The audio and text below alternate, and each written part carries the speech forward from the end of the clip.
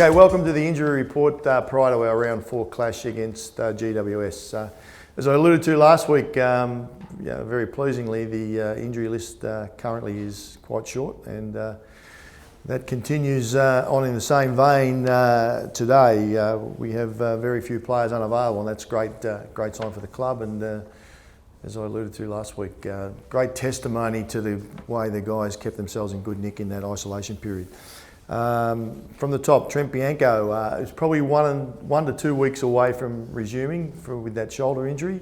So he's doing some good, strong running at the moment, and we'd expect in the next 10 days or so that he'll be back into some contact work, so about 2 weeks away from playing.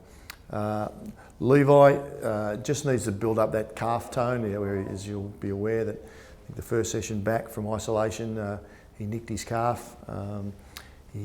He's coming off the longer term knee reco, but that calf injury is mending pretty well, and he just needs to get a bit of tone through that and just pull back some of his speed work and just get some longer distance into his, some longer Ks into his work for the next week or two.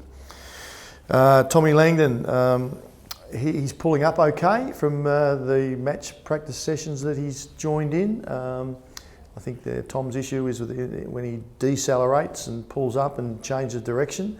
It's still something that he's coming to terms with, but the pleasing thing is, as I said to you 7 days ago, that he's joining in, and that's great. So it's small steps for Tom, but there's small steps forward.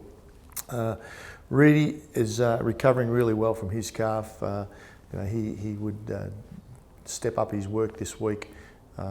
Joined in some divisional work today, so he'll continue to go forward. He's still probably a month away, but really pleasing the way he's recovered and moved forward in the last 10 days. The only other one, Trey Rusco copped a whack to the jaw in last week's match simulation. There were some fears that may have been a broken jaw, but pleasingly no breaks.